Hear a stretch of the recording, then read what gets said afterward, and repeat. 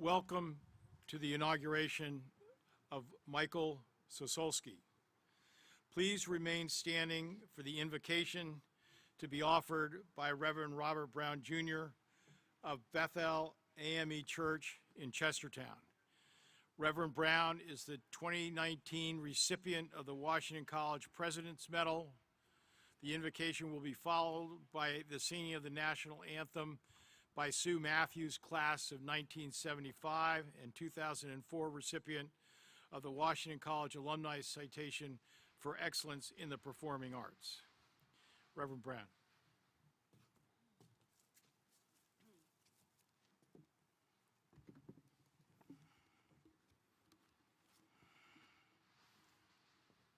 Let us pray. Dear God, the creator and architect of this majestic universe and all life, we reverence you in total adoration and thanksgiving, acknowledging that this is the day that you have made. We shall rejoice and be glad in it. We thank you for this historic institution of higher learning, named after our first president and founding father, George Washington, that has been in existence since 1782, educating the minds of those who come seeking to increase their knowledge, develop their abilities, and perfect their gifts in chosen fields of study. We thank you for the one who has been prepared and chosen for such a time as this to oversee this ongoing process and continue to lead Washington College to higher heights and deeper depths into the future for the betterment of humankind. Bless Michael J. Sosulski as he is installed as the 31st president of Washington College here in Chestertown, Maryland.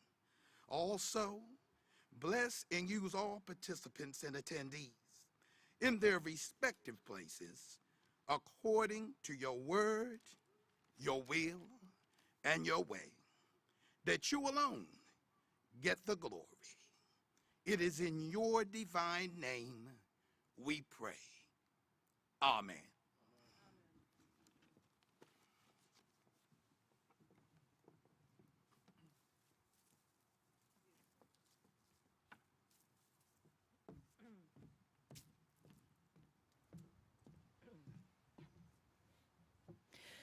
Oh, say, can you see by the dawn's early light what so proudly we hailed at the twilight's last gleaming, whose broad stripes and bright stars through the perilous fight o'er the ramparts we watched were so gallantly streaming, and the rocket's red glare, the bombs bursting in air, gave proof through the night that our flag was still there. Oh, say, does that star-spangled banner yet wave o'er the land of the free and the home of the brave?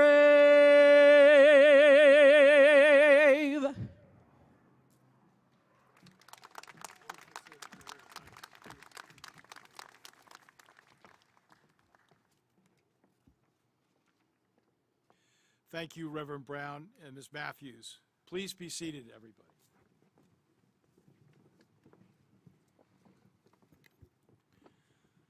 President Sosulski, Provost Harvey, Mayor Foster, members of the Platform Party, members of the Board of Visitors and Governors, President Demleitner, President Raymond, and President Samat, delegates from colleges, universities, and learned societies, faculty and staff, students, friends of the college. On behalf of the Board of Visitors and Governors, I would like to welcome you to the inauguration of Dr. Michael J. Sosulski as president of Washington College. Dr. Sosulski will be the college's 31st president in its 240-year history, and we are honored by your presence at this important moment in the life of our institution.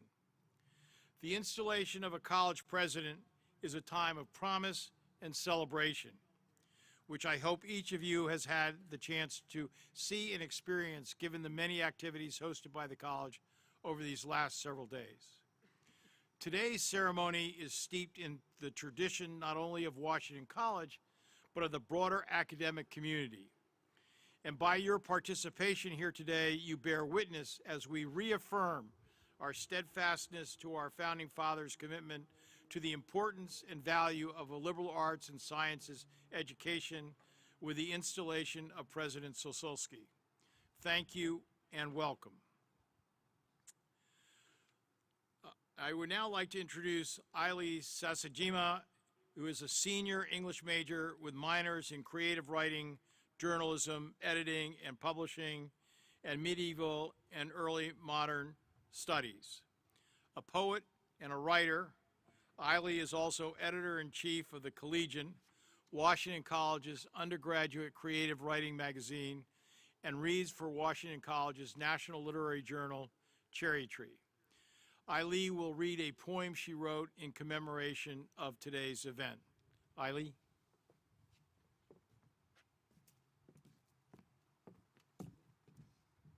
Thank you. This poem is called In the Shade of the Apple Tree. Unlike Venus, truth will not rise up out of the ocean, naked and golden, full-grown and glowing with love. If truth is in the ocean, then it will blend with microplastics and fishing net and tear through a whale's stomach before it washes up on a tourist beach. You will look at it rotting, and you will know how it died. And you will watch the wildfires cutting through the old growth, the gray water igniting in the sink, and you will see truth in the smoke. You will see the campaign banners on Route 213, the InfoWars stickers on stop signs, the Confederate flag on SUVs, and you will catch a glimpse of truth in a runoff ditch as you drive by. And maybe truth will be there, half a mile down your Facebook feed, and it will be there in the empty slots on bookshelves, in the cracked marble of the steps to the Capitol, in the plastic islands drifting somewhere in the Pacific, in elm trees, and the grit of classroom chalkboards. You will write ballads, dedicate portraits, sing hymns, and say prayers to it. And if you taste truth in the apple you picked from the forbidden tree, if it makes your mouth burn and your teeth water, keep chewing and pass it along. Bury the seeds on this campus. Whether the trees they grow into satisfy you or scare you, walk in their shade anyway. Thank you.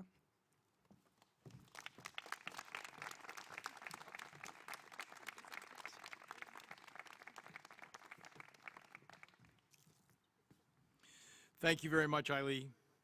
It is now my pleasure to invite to the lectern Dr. Michael Harvey, Provost and Dean of the College, and Associate Professor of Business Management. Provost Harvey will introduce each of our distinguished representatives from the campus community and beyond who have come to offer welcome to President Sosulski.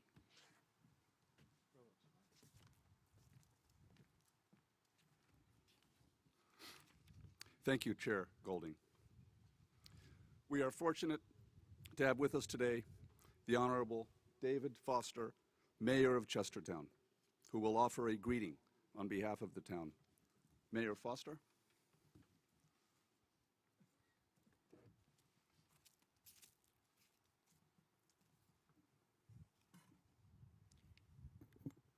Good afternoon. Welcome to Chestertown. I, too, am honored to be here for the inauguration of Dr. Sosulski as president of Washington College. While I am neither a professor, nor an administrator, nor a saxophone player, I do have some important things in common with your new president.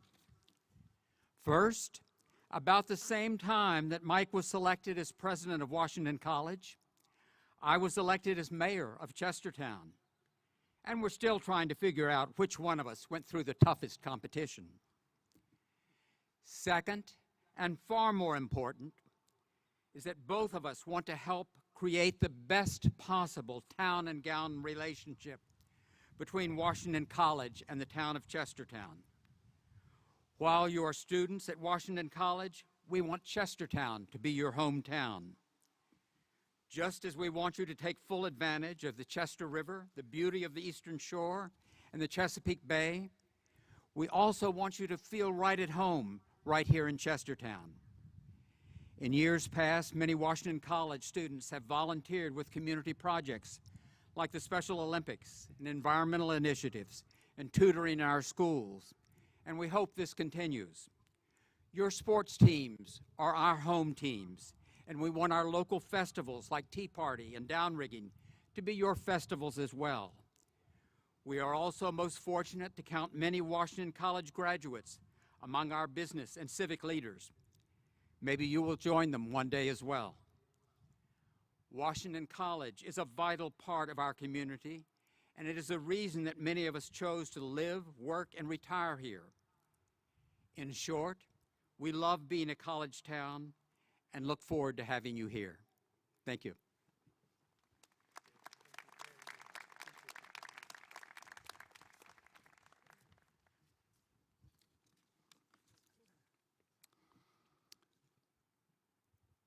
Now, greetings from the staff. As outgoing chair of Staff Council, Amy Sine, Director of Residential Life, will offer her greetings on behalf of Washington College's staff.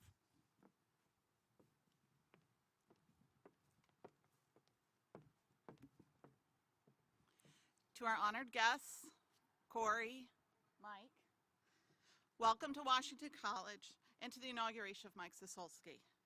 It is my honor to welcome all of you this afternoon on behalf of my colleagues who make up the staff here at Washington College.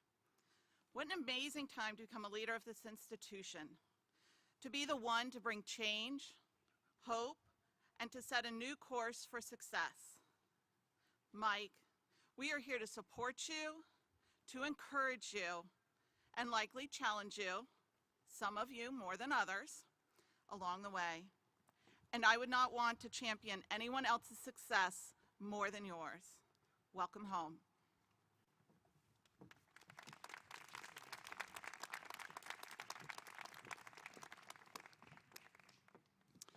I'm now pleased to introduce our newly elected chair of the Washington College Alumni Board, Jennifer Svela, class of 2003, who will offer greetings on behalf of Washington College's alumni.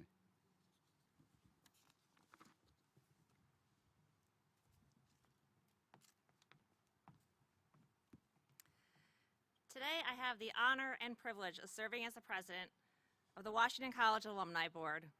On behalf of the more 12,000 WC alumni, it's my great pleasure to welcome Dr. Mike Sosulski and Dr. Corey Crane into our Washington College family. I think I can say with at least some degree of confidence that Dr. Sosulski has spent a fair amount of time being inundated with alumni well wishes and a few well-intended colorful comments. There's so much love and pride for this place and this community. Sometimes it's hard to hold back. And Dr. Sosulski has graciously and with a smile listened to all of it. Needless to say, we are a small but very vocal group. Our alumni span the liberal arts disciplines and their corresponding or sometimes non-corresponding careers. Where else can you find an environmental studies major, spend several years working in secondary and higher education, and then become a business analyst for Army clients? A liberal arts education, a Washington College education, is a gift. Our alumni work in wide and varied fields, and all of them began their journeys on this campus. Every college thinks it's special, and that's true, because each place is different. Washington College, by virtue of its founding, mission, and location, truly fits that description. 240 years is a mighty long time, and the best is yet to come. And so, President Mike, I stand here today representing the over 12,000 members of our WC alumni family to say, welcome to the shore and welcome to Goose Nation.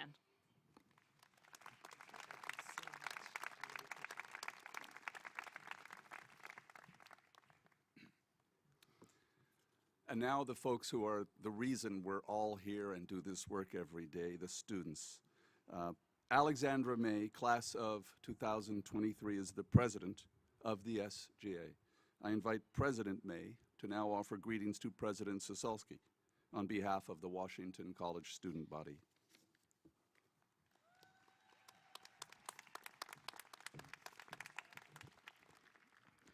Good afternoon, President Sosulski, Mrs. Sosulski, students, faculty, staff, and guests. The day of celebration has finally come.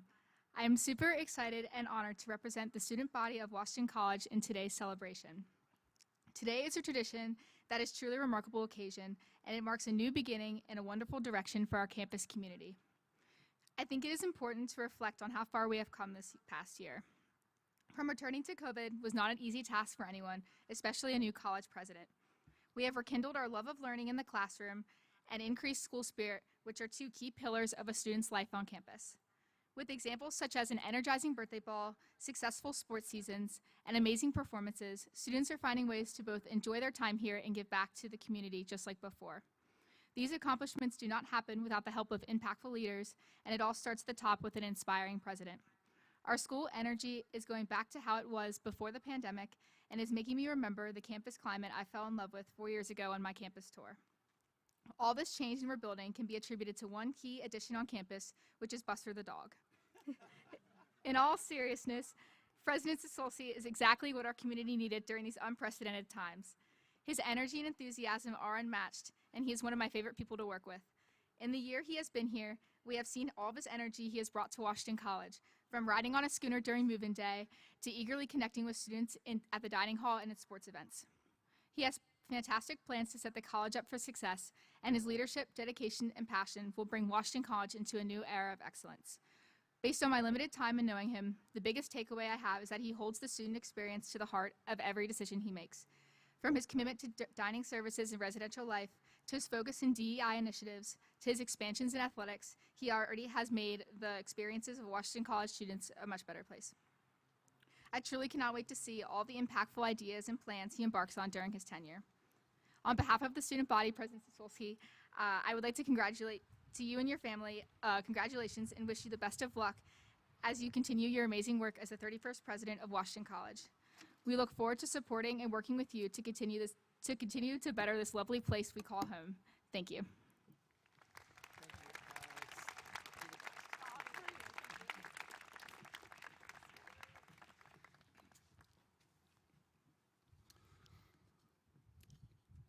I now invite Dr. Nicole Grieveling, Associate Professor of German, Chair of the Department of World Languages and Cultures, Director of the Humanities Major and Director of the European Studies Minor, to offer greetings on behalf of the Washington College faculty.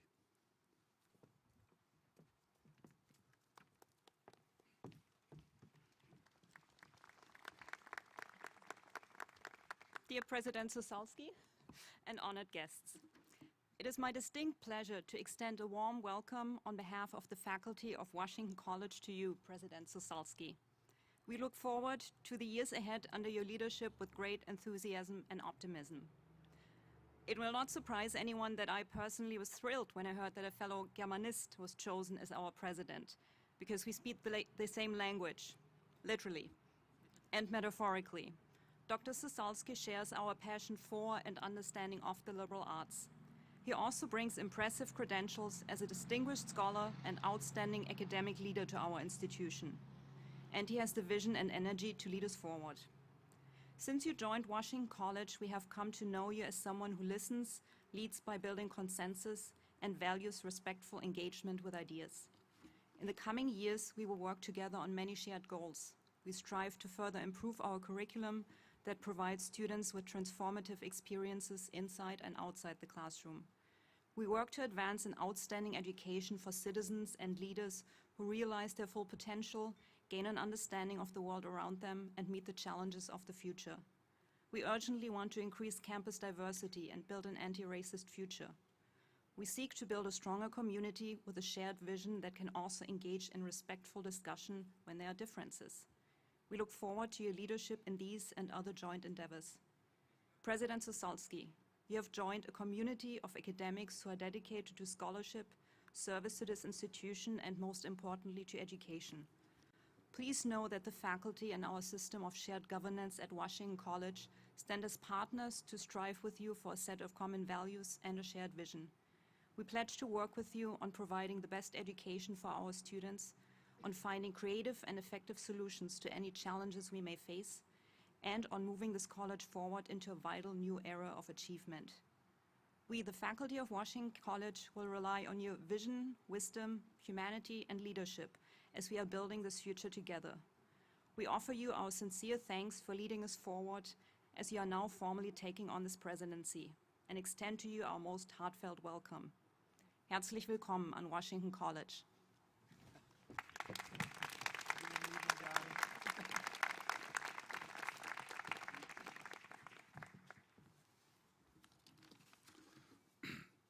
Our final greeter is somebody who has known Dr. Sosulski for many years. As president of Wofford College, Dr. Naif Samhat was Mike's friend, mentor, and his last boss. President Samhat.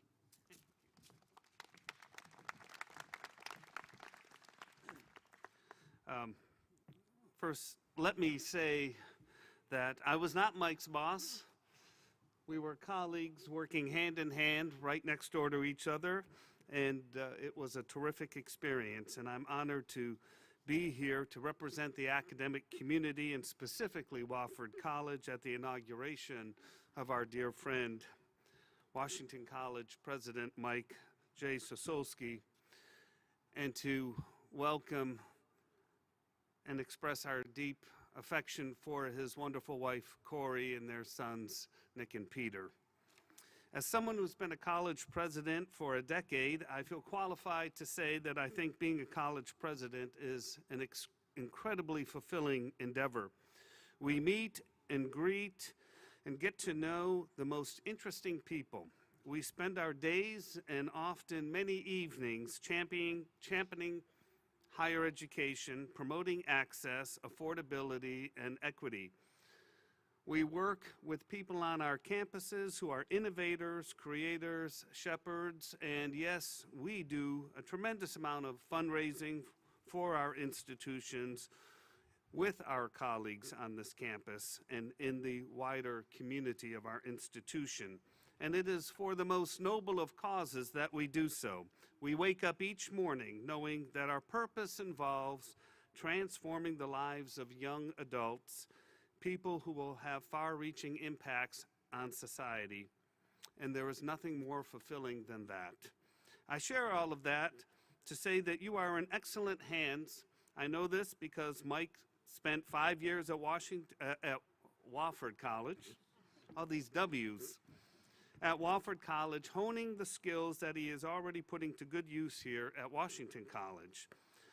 One of the things I always appreciated about Mike was that he taught, even while serving as provost at Wofford College. And he taught in the classroom because he loves students, and he loves being in the classroom and staying connected to the core of our mission in higher education. And that is crucial for success for a college president. On a lighter note, there are a few other things that bring intrinsic value to a college president, and Mike refined these at Wofford College as well. Mike's German scholarship brings value to any discussion, but his expertise in the area of German beer, that is a skill that alumni and friends of the college will appreciate into the wee hours of the morning, sometimes with a good cigar. I understand that Mike has shared that love with his sons, with Nick and Peter, so they are a family of connoisseurs. Mike was a great neighbor. At Wofford, the president's home and the provost's home are side by side. That means there are no secrets, no secrets from each other or the students who would walk past at all hours of the morning and evening. And not once that I know of did Mike end up on social media for taking out the rubbish in his pajamas, even though he took the rubbish out in his pajamas. He and Corey were also generous in sharing their dog. First, Rusty, a Jack Russell Terrier, and now Buster, who has already had an impact on this campus, I can see, and who would sneak through our fence to visit with our dogs all hours of the day and night. Mike is loyal, as all Chicago Cubs fans are. You must have to be loyal to wait over a century between championships, and if you ask him about the Cubs, you do so at your own risk. Still, that commitment speaks to his faithfulness to something he loves. Mike enjoys the finer things in life, and if he can't find them to the standards he enjoys, he makes them himself, which is why he always mixed excellent Manhattans at our house. And he always brought his own cherries. And he bakes unbelievably good bread. And that attention to quality, excellence, and detail translates well into a college presidency. And finally, every successful college president is surrounded by people who are smarter than they are. And some of us are even lucky enough to be married to one of those people. Dr. Corey Crane is Mike's biggest fan, greatest supporter, and yes, she is smarter than Mike, and most of us sometimes. Again, thank you for the invitation to offer greetings and well wishes on behalf of the academic community and all of Mike's friends at Wofford College. Washington College is fortunate to have President Mike Sosulski at the helm, and we wish you all the very best of luck. Thank you.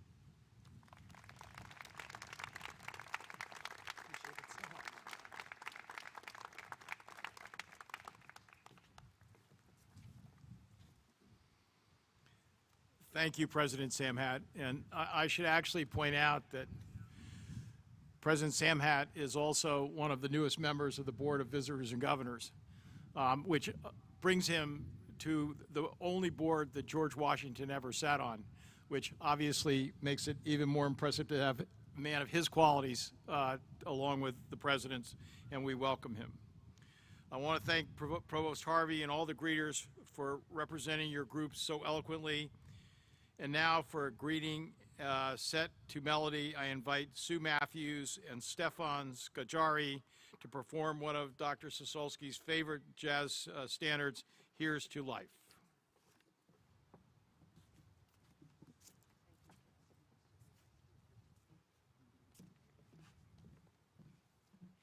Steph and I are honored to be here today and to welcome Mike into this wonderful community. We are very fortunate to have you here at Washington College.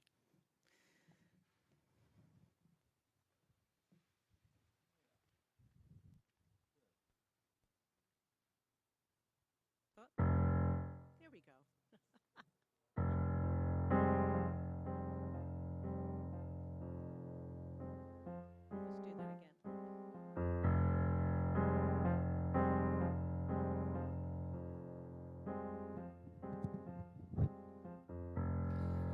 No complaints, no regrets. I still believe in chasing dreams and placing bets, but I have found that all you give is all you get. So give it all you've got. I've had my share, I drank my fill, and even though I'm satisfied, I'm hungry still to see what's down that other road beyond the hill, and do it all again. So here's to life, and all the joy it brings.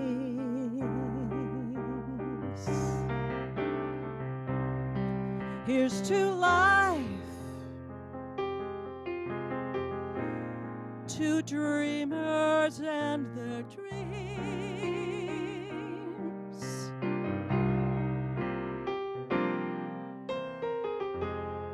Funny how the time just flies. Love can go from warm hellos to sad goodbyes and leave you with those memories you've memorized to keep your winters warm. For there's no yes in yesterday, and who knows what tomorrow brings or takes away. As long as I'm still in the game, I'm gonna play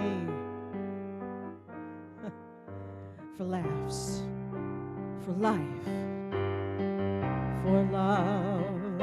So here's to life and all the joy it brings.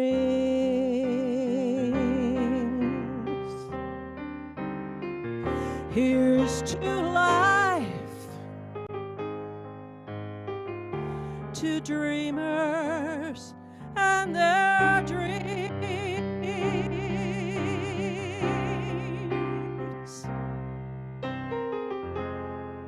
May all your storms be weathered,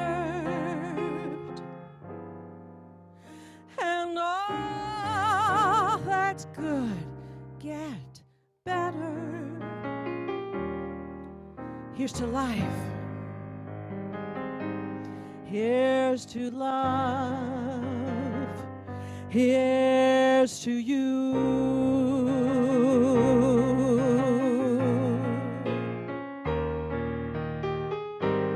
May all your storms hurt, and all that's good get better. Here's to life. Here's to love. Here's to you.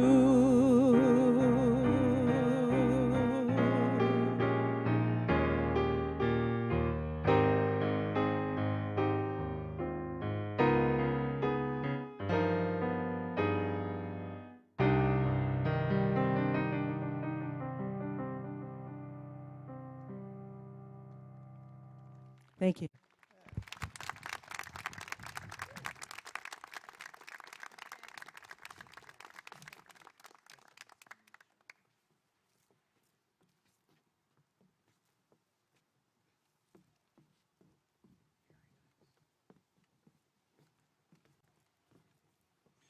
Thank you, Sue and Stefan. And now we will proceed with the inauguration of Michael Sosulski as the 31st president of Washington College. If that's okay with you, Corey. Got it. Dr. Sosulski, will you please step forward?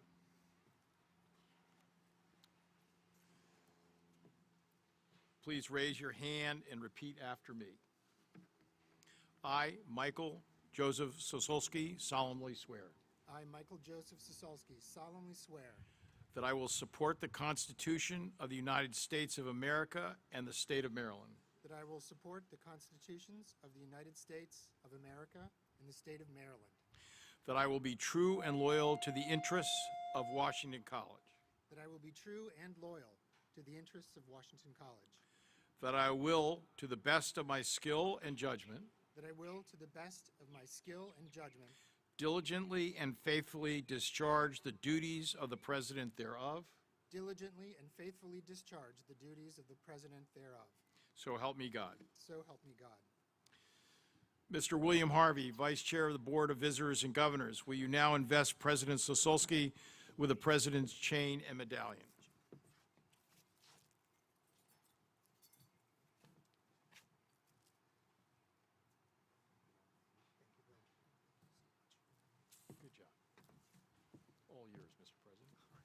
Congratulations. Thank you. Taken a long time to get here. Thank you. Thank you.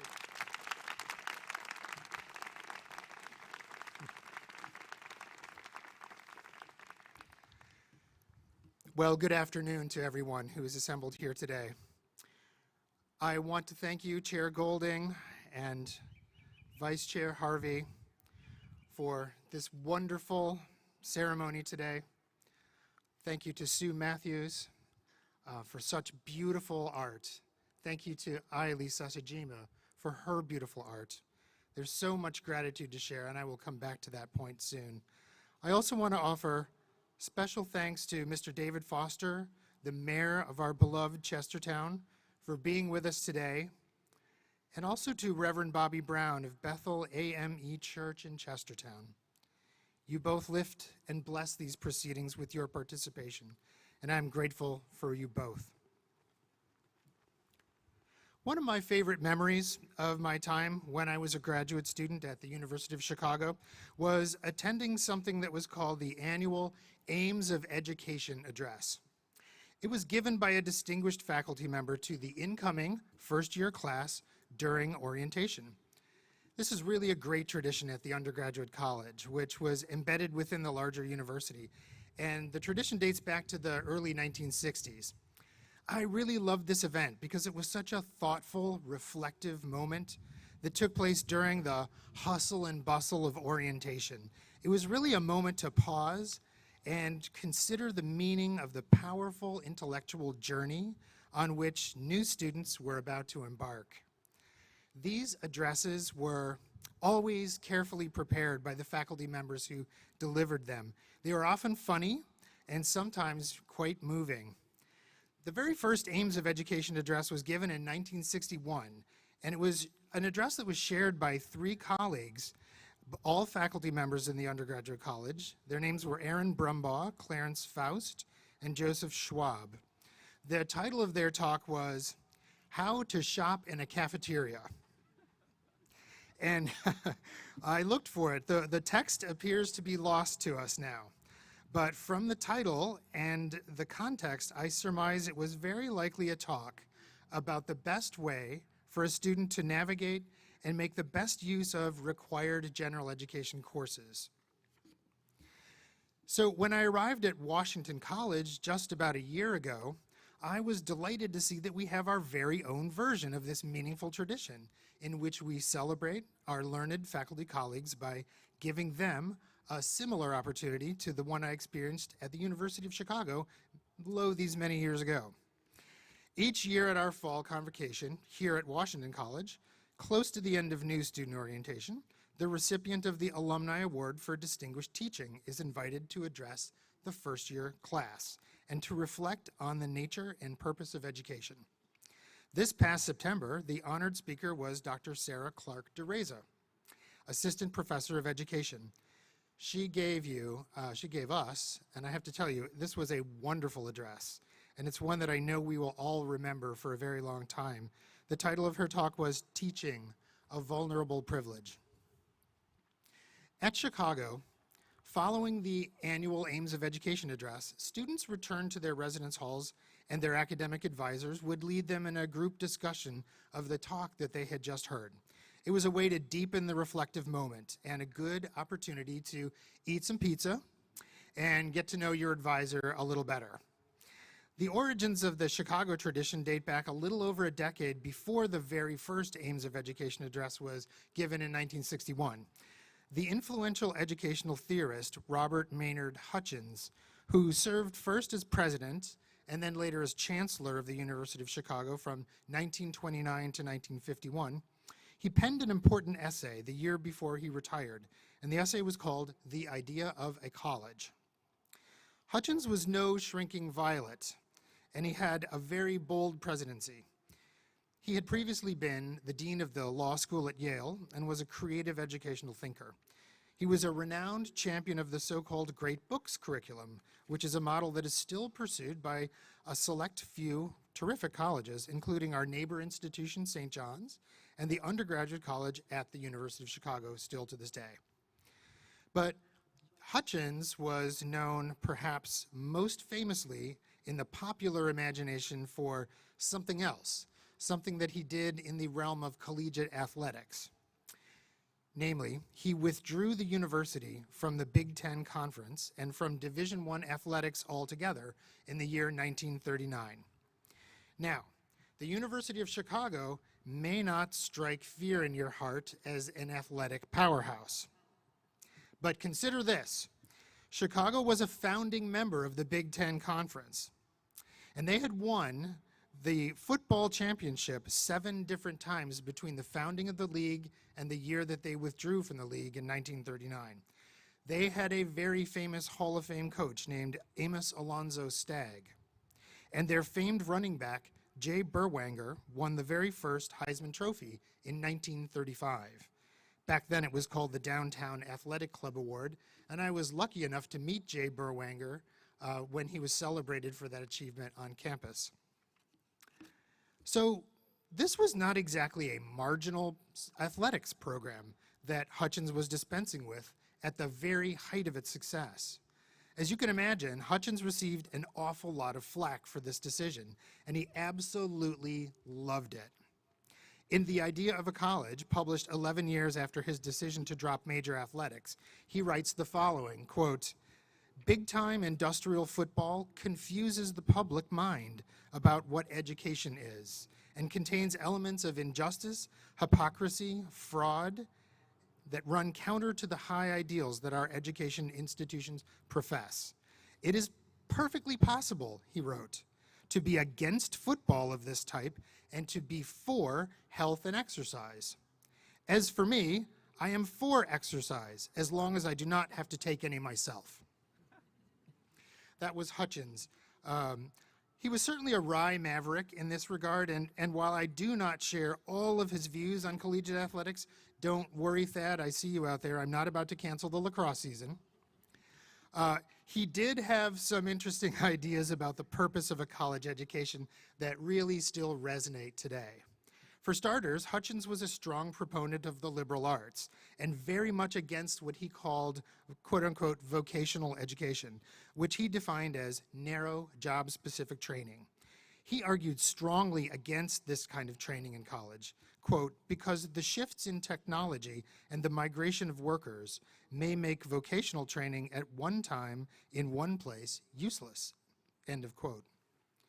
In 1950, well before the digital age we now live in, it was already clear to Hutchins that technological advances would quickly outpace most job-specific education, and that something more was going to be demanded. For Hutchins, the highest and the best purpose of a college education was to impart what he referred to as, quote, "the power of understanding and judgment," end quote. Students achieve these twin intellectual capacities not by narrowly focusing in one or two fields of knowledge, but rather through careful study and debate of issues and texts in a deliberately diverse array of academic disciplines. This is what we might call today general education. Douglas Cater, Washington College president from 1982 to 1990, very much echoes Hutchins' sentiment on the value of a general education in Cater's own inaugural address, which he titled The Idea of a Small College. Like Hutchins, he worried about the trend toward over-specialization in higher education. Cater wrote, "Knowledge grows ever more specialized, ever more quantified." And then he said, in a move that combined Hutchins' concerns about rapid technological advancement and the danger of over-specializing, he warned us that, quote, "fragmented knowledge can destroy the human race it was meant to serve." In arguing for the intrinsic value of a broad general education, President Cater goes on to quote Washington College founder and first president William Smith, who described the early Washington College curriculum in a way that would have very much pleased Robert Maynard Hutchins 170 years later. Quoting Smith, "What chiefly has been aimed at is to teach youth to think, and to think well and justly." Hutchins and William Smith were in full agreement on this point. For Hutchins, the ultimate aim of a college education was to create and to strengthen a democratic community in which, quote, "every citizen has as much power of understanding and judgment as they can possibly develop, because every citizen has a voice in the management of the community. To better understand why Hutchins felt so strongly about the civic duty of higher education, some historical context will be helpful. It's important to remember that Hutchins was writing in the year 1950, in the aftermath of the Second World War. It was also the dawn of the nuclear age and the beginning of the Cold War. Much of Europe was still in ruins or slowly rebuilding, and the reordering of society was a subject on the minds of many after the cataclysms created by fascism and the world wars unleashed by it. Higher education has always concerned itself with the formation of individual citizens. But for Hutchins, college had the opportunity and the duty to play a vital and leading role in building a better society. He surely had the mid-20th century wartime nuclear devastation in mind when he wrote the following: "The human community has been split in 1 billion fragments, which the cults of nationalism, racism, regionalism are constantly reforming into more and more dangerous combinations." He could have easily been writing about the complex media and political landscape of the contemporary United States and much of the Western world in that passage. And the way he concludes his essay is also highly relevant to our current situation. Speaking of the pivotal role of a college, Hutchins exhorts his readers. "Now," he wrote, "we must apply ourselves to the task of creating a community in this country and then throughout the world. The education that will help us toward these ends is liberal education, the education of free men and women. This education is the task of the college." Hutchins' words are good to reflect on in a moment like this. As far as the value and purpose of higher education go, these days we may not be split into quite 1 billion fragments, but we do find ourselves as a society deeply divided. The cost and return on investment of a college education are being questioned as never before. Science, medicine, public institutions, and truth itself are all being routinely questioned and cast into doubt. A great deal has been written recently about political polarization between groups that would prefer to embrace enmity rather than empathy. That sense of civic community that Hutchins aspired to feels sorely lacking today. Does the college still have a role to play in healing these painful divides? Does higher education still have the capacity to create and to strengthen our democratic values and community?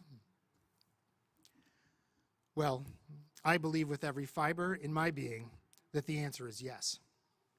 As an institution dedicated since its inception to humanistic and scientific truth-seeking, Washington College has not only an ethical calling to address these challenges, but an historic one as well. Washington College is beginning its 240th academic year. The year 2032 will mark the college's semi-quincentennial anniversary, and also our founding patron, George Washington's 300th birthday, 10 years from now. So as I embark on this presidency and we begin to map out the next decade that will bring us to these incredible anniversary celebrations, let's take a moment to entertain the question, what are the aims of Washington College in this special moment? There can be no debate about the fact that Washington College is deeply and historically committed to educating and preparing citizens for lives of meaningful leadership, citizenship, and service. Our mission statement tells the story in plain language. Washington College challenges and inspires emerging citizen leaders to discover lives of purpose and passion. And we continue to embrace the core values shared by our founding patron, George Washington: integrity, determination, curiosity, civility, leadership, and moral courage. While all of these are important, I want to draw a circle around those last two core values, leadership and moral courage, because I see them as especially urgent parts of our mission today. I want to make a bold proposal today about leadership. and about moral courage and truth. Here it is. I believe that you cannot be a true citizen leader, acting in good faith for the common good, without a genuine reverence for truth in your heart. What makes this proposal feel like a bold one is the fact that we appear to be living in an age in which truth seems irrelevant to many, especially when it doesn't support our opinions or interests, whether they be about politics, global climate, or something else entirely. In a letter to Georg Christoph Lichtenberg on October 3rd, 1790, German scientist and philosopher Alexander von Humboldt, he was a contemporary of George Washington's, wrote the following, quote, "Truth itself is precious, but even more precious is the ability to find truth." This insight by Humboldt takes us straight to the heart of the mission and purpose of Washington College, because one of our most important aims as an institution is that search for truth. By our faculty, through their engaged research and teaching, by our students, through their own study, research, and hands-on engagement with important issues that are moving our world today. This vital, ongoing search for truth is in essence the core of what we teach students today. And it was already valued highly by people like Humboldt and George Washington in the 18th century. Washington saw it as essential if the nation were to succeed. I would go even further today to say that the love of truth and the honest search for it are no less essential today, and the future of our democracy may well depend on it. One thing that Humboldt knew innately was that truth was not going to be found in any single discipline. The German concept of Bildung was developed by Alexander von Humboldt's older brother Wilhelm, who was also a celebrated 18th century philosopher and educational theorist. He founded the university in Berlin called the Humboldt-Uni, and he used it to describe the very nature of human education. Humboldt defined Bildung as the process of transforming the self through study and reflection upon a variety of subjects in the human and natural world. Bildung aims at cultivating the mind, body, and spirit, and in these ways it prefigures the modern notion of the liberal arts. We know that the liberal arts have a special way of transforming those who experience them, and intuitively, we have a sense that the magic of this approach is in the wide range of subjects and disciplinary approaches to knowledge. Humboldt never would have built a college curriculum that contained only one or even a narrow set of subjects to study, and neither would we. We know from experience that the truth is often discovered in and at the intersections of different ways of knowing the world. And that is what has made Washington College a beacon for truth seeking throughout its history.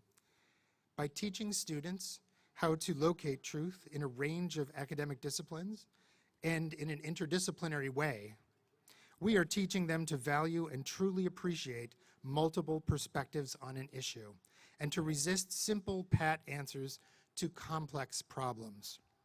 We teach them to not only be open to difference, but to energetically seek difference out as a source of wisdom and truth. At Washington College, we aim to be truth seekers, and in a sense, we see our mission as building and strengthening our democracy, one citizen leader at a time, in building that community that Hutchins longed for. I said earlier that among our core values, leadership and moral courage are the most urgently needed today. And it's the combination of the two that will be crucial as we face the three grand challenges that will define the next decade and beyond for Washington College. As we work together as a community to define our college's future over the next 5 and 10 years, these grand challenges will demand to be addressed in meaningful and distinctive ways. They are the global climate crisis, the crisis of democracy, both in the United States and abroad, and the challenge of renewing the liberal arts for the 21st century. First, we will need both tremendous moral courage and bold citizen leaders who have learned to tackle complex problems through multiple perspectives as we confront a global climate crisis that is approaching at a pace faster than many thought and is in many ways already here. On the Chesapeake, we are on the bleeding edge of climate change, and because of the hands-on preparation that they receive at Washington College, our graduates must be on the leading edge of confronting it. The climate crisis is a classic example of a global challenge that utterly defies resolution or mitigation by attacking it through the lens of any one single discipline. Scientific data collection and analysis, critical reading and persuasive speaking and writing, entrepreneurship and innovation, and many, many more things will be needed to effect the changes that we will need to preserve our planet. Secondly, Washington College has an important role to play in addressing the global crisis of democracy. In recent years, we have seen autocratic rulers assume high office and proceed to quickly erode democratic norms in places like Hungary, Turkey, Venezuela, and more. At home, we are witnessing a deeply disturbing trend, elected leaders casting doubt without offering credible evidence upon the integrity of our elections. We have witnessed an outgoing president attempt to overturn a presidential election and encourage the storming of the nation's capital in order to unlawfully disrupt one of this republic's great traditions, one that was initiated by our founding patron and namesake himself, the historic and peaceful transfer of power. To these challenges, we can add the more long-standing anti-democratic trends toward gerrymandering and the influence of unchecked corporate donations upon elections, both of which shift power away from individual voters. So, does Washington College have a role to play in confronting this national and global crisis? Absolutely, we do. Ron Daniels, president of Johns Hopkins University, agrees. In his recent book titled "What Universities Owe Democracy," Daniels writes the following: "Universities are places of such influence that they will, either through action or through inaction, shape the society around them. And it would be a scandal for them to sit passively by as the political structures aligned with their mission degrade around them." End quote. Well, Washington College is thankfully a place of action, where the search for truth still matters, based upon reason and evidence, never bluster and bias. To address this unprecedented crisis in democracy, we will need to summon great moral courage and instill in our emerging citizen leaders the skill and ability to read and evaluate arguments with critical precision, to separate fact from fiction, and to identify and seek truth in a complex and confusing media and policy landscape, one that is often designed to obscure truth rather than to reveal it. Our history calls us to this vital work. Not since the founding of Washington College has the nation truly needed the liberal arts more than it does right here and right now. Lastly, as we work together to set our strategic course for the next 5 to 10 years, the grand challenge we face will be to renew the liberal arts for the 21st century. We can see vivid examples of how vital an education in the liberal arts will be to confronting the two existential threats that I've just described. For Washington College and for our graduates, and for our region and world to endure and to thrive, we will desperately need future generations of students to experience the benefits of this kind of education. The economic and demographic headwinds we face are well known and they're strong. So as we craft our strategic vision for this great college, we will need to take care to renew the stem of the liberal arts to ensure that we remain relevant and vital for future generations. I'm eager and excited to lead the college community in developing the dynamic plans that will set our course toward success. And as we work to address these three grand challenges, we will do so with unshakable resolve to keep the values of diversity, equity, and inclusion of all people, those who study here, those who work here, and all those who are affected by everything that we do here, at the center of our efforts. Justice, equity, diversity, and inclusion will be our watchwords every step of the way. I want to conclude my remarks today by sharing with you my high level of confidence in our collective ability to meet these grand challenges. One of the reasons I'm so confident is that I have learned that moral courage isn't merely an aspiration here at Washington College. It's not only our tradition, it's our defining characteristic. Let me give you a few examples. This semester, we are completing the college's first ever strategic plan for diversity, equity, and inclusion. It is the result of comprehensive, community-wide efforts by many, many people that spanned a number of years. Yes, it takes great moral courage to look honestly at the past, to embrace uncomfortable truths, to commit to systemic change, and to ensure that equity and inclusion are the reality for every member of our community, every day on our campus. You can see how that moral courage and aiming always for the truth are really inseparable from each other. It has taken great moral courage for Washington College to withstand economic crises in every century of its 240-year existence. And indeed, moral courage was called for as the college faced down a global pandemic, one that is not quite yet over, I'm afraid. And then emerged a more resilient and resourceful institution. The courage that helped Washington College withstand these daunting challenges, both recent and past, is what gives me confidence today that we can and will summon it once again, and it will not fail us. This confidence I have in the fiber of our moral courage is the same confidence that I have in our future success. We have recently embarked on a $20 million program of investment in improving the quality of the student experience. Today, it's my pleasure to announce the launch of the Bridge Project, an ambitious and forward-thinking initiative that seeks to raise an additional $100 million over the next 2 years for even further investment in the quality of the student experience here at Washington College. We will complete this project by May of 2024, and we will pair this aggressive fundraising effort with our formal strategic visioning process, ensuring that we are clear and transparent in our goals as we maximize the opportunities that the Bridge Project will open up for us to enrich every facet of the Washington College student experience. Finally, let me offer a word of sincere thanks to all of you for your warmth, your generosity, and your support. I count these things as tremendous gifts, and I have felt them in new ways every single day. I want to thank my beautiful family, my brilliant and luminous wife, Corey, without whom I could never have dreamed of standing here today.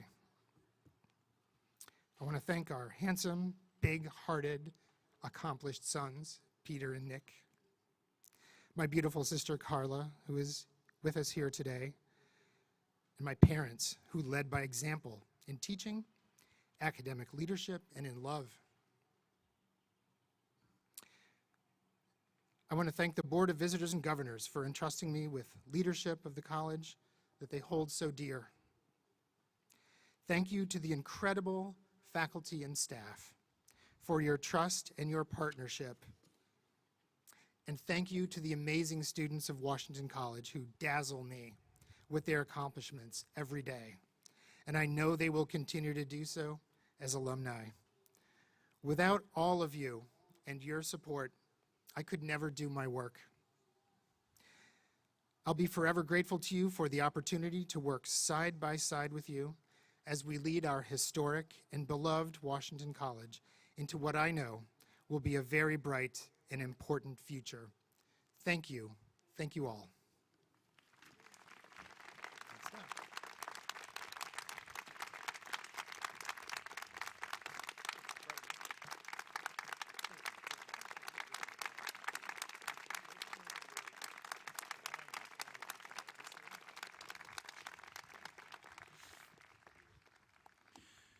Thank you, Mike, for those important remarks and reflections. It would not be appropriate for me not to at least note that it seems to me you've already begun to lay out some of the thoughts of a strategic vision for Washington College, and for that we truly appreciate your leadership as we look to the coming year. Your honest and leadership and sincere passion for Washington College and for our students in particular are a model for each and every one of us to follow. We thank you for all that you have contributed to this exceptional community in just a short time and are looking ahead with great optimism as you lead us to an even greater level of success. I am also delighted to recognize the support of the Presidential Inauguration's presenting partner, FESCO Energy. Through partnership with FESCO and the leadership of President Sosulski, Washington College will make incredible strides towards building an energy-efficient campus while improving the student experience. We extend our thanks and gratitude to FESCO. And now I invite the Washington College Chorus, directed by Ernie Green, visiting Assistant Professor of Music, to come to the platform and to perform the traditional Appalachian composition, Will the Circle Be Broken, and then lead us in singing the Alma Mater, words of which can be found in the back of the program.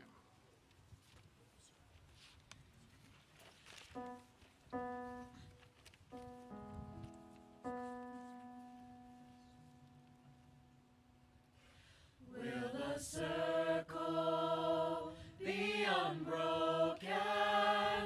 By and by, Lord, by and by. There's a better home awaiting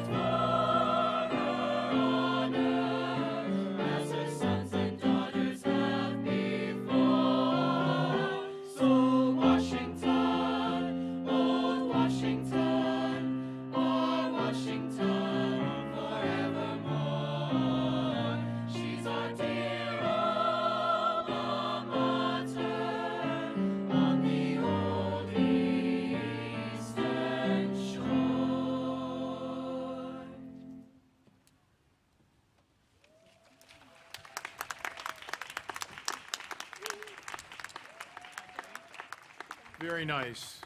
Thank you, Professor Green and the Washington College Chorus. Upon conclusions of this afternoon's ceremony, I invite everyone to continue this celebration at a reception on the Miller Library Terrace. But first, please stand as Reverend Brown offers the benediction, and please remain at your seats until the academic recession has retired. Reverend Brown.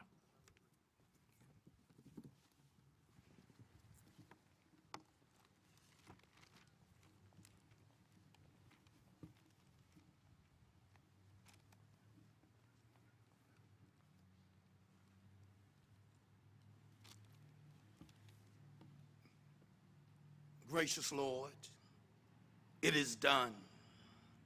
It is well with our souls.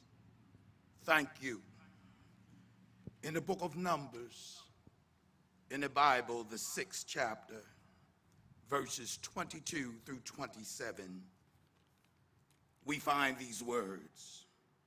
Then the Lord said to Moses, "Tell Aaron and his sons to bless the people of Israel with this special blessing. I bless you with it today.